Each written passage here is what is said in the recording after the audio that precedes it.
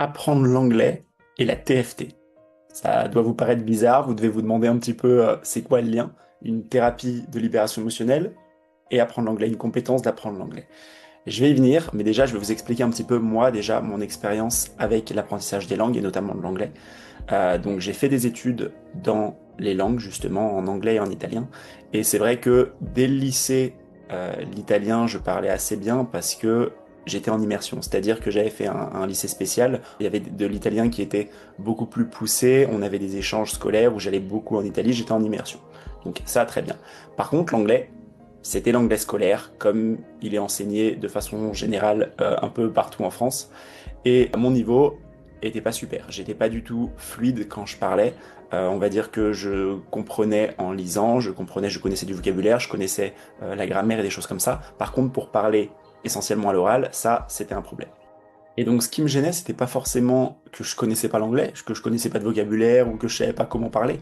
C'était plutôt ce blocage à l'oral.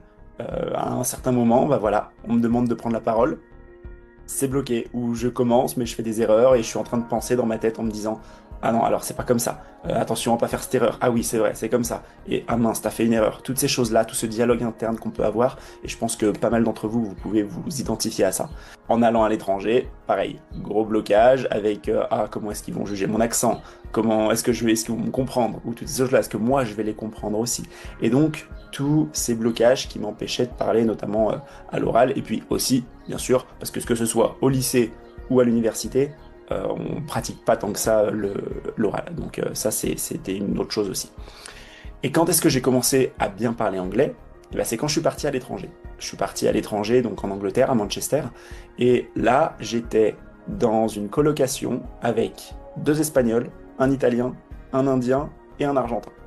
Et donc moi, français. Donc ça parlait évidemment anglais entre nous, mais un anglais avec un accent italien, un accent espagnol, un accent indien, avec des erreurs partout. Mais on va dire que c'est ça, avec toutes ces erreurs, qui m'a permis d'apprendre, pas d'apprendre, mais de maîtriser le mieux l'anglais. Pourquoi? Parce que toutes les bases, le vocabulaire, la grammaire, toutes ces choses-là, je les avais. Ce qui me manquait, c'était la fluidité, bien parler anglais.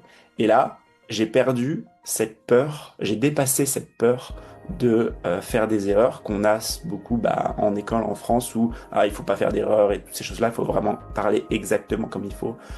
Et donc là, j'ai vu que un faisait une erreur, qu'un autre avait un accent différent et que tout le monde s'en foutait de si on faisait des erreurs ou pas. Et donc, c'est comme ça que moi je me suis dit aussi, allez, c'est pas grave, je me lance, je fais une erreur, c'est pas grave, ils vont me comprendre. Et c'est de cette façon que j'ai perdu tous ces blocages qui m'ont permis de beaucoup mieux parler anglais. Alors voilà, comme vous le voyez, maintenant je parle très bien anglais, mais parce que j'ai vécu assez longtemps à l'étranger et j'ai pas du tout utilisé la TFT pour parler anglais. Donc c'est pas quelque chose de nécessaire d'utiliser la TFT. Mais ça peut vraiment vous faciliter la vie. Ça peut vous permettre d'apprendre beaucoup plus facilement et de libérer ces blocages sans avoir à se forcer et en mettant plus de temps. Il y a deux cas de figure, deux types de personnes qui ne parlent pas anglais. Il y a le premier type de personne qui ne connaît pas de vocabulaire, qui ne connaît pas de grammaire, qui sait vraiment pratiquement rien en anglais, qui voudrait apprendre parce que peut-être qu'ils ont un objectif, ils savent que ça peut être intéressant pour eux, mais ils savent pas s'y mettre. Il y a un blocage, ils commencent et ils abandonnent, et toutes ces choses-là. Et l'autre type de personnes, c'est des personnes qui parlent très bien anglais, enfin qui parlent très bien anglais, non justement, ils parlent pas très bien anglais, mais ils connaissent l'anglais, ils savent le lire, ils peuvent le comprendre, ils connaissent le vocabulaire, ils connaissent la grammaire, même des choses comme ça. Mais par contre, ce qui était mon cas, à l'oral, ça bloque. Ils n'arrivent pas à s'exprimer, à partir du moment où ils commencent à essayer de parler, il y a un blocage. Donc ça, c'est ces deux types de personnes qui peuvent être aidées et avec qui je peux travailler en anglais et en TFT. Du coup, le premier type, le type de personne qui ne connaît rien. Leur blocage, à eux, ce sont des blocages de procrastination, des blocages de discipline, de s'y mettre, de régularité, de persistance, persévérance, toutes ces choses-là. Et dans ces cas-là, en TFT, évidemment, on peut travailler sur tous ces blocages, sur la procrastination, sur l'organisation, sur le focus, la motivation aussi, se trouver un objectif et toutes ces choses-là. Donc ça, c'est la première chose qu'on peut faire en TFT pour aider à s'y mettre. Parce que évidemment, faut quand même apprendre le vocabulaire, faut quand même apprendre la langue. Mais la TFT peut faciliter ce processus.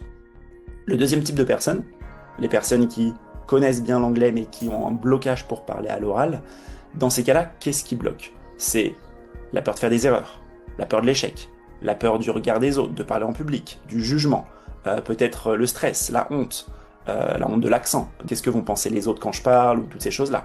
Et puis aussi peut-être un traumatisme, une humiliation qu'ils ont vécue en classe ou ailleurs, qui fait que maintenant, ce traumatisme il est toujours présent, il est toujours déclenché et il revient à la surface quand on est en situation de parler à l'oral en anglais ou quoi que ce soit.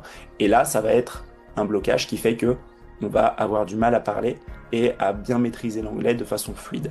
Donc, qu'est-ce qu'on va faire en TFT? Et ben, c'est exactement sur ce type d'émotion et ce type de blocage qu'on peut travailler avec tout type de stress, d'émotions négatives, de peur, des traumatismes d'humiliation, de la honte et toutes ces croyances limitantes qui sont déjà je suis pas capable, par exemple, la peur du jugement des autres et tout ce type de blocage. Donc en TFT, on va travailler sur ça, ce qui va permettre ensuite plus facilement, sans ces blocages irrationnels, de pratiquer à l'oral et donc de pouvoir s'améliorer plus rapidement. D'ailleurs, vous pouvez trouver en bas en description sur le lien de ma plateforme Self-Clearing des séances qui sont déjà prêtes sur la peur de l'échec, la peur et la procrastination. Ça, ce sont des séances que vous pouvez utiliser à n'importe quel moment. Vous pouvez cliquer sur le lien et vous aurez toutes les informations sur comment les trouver. Voilà, ça c'est la première chose. Et donc ensuite, vous avez deux solutions.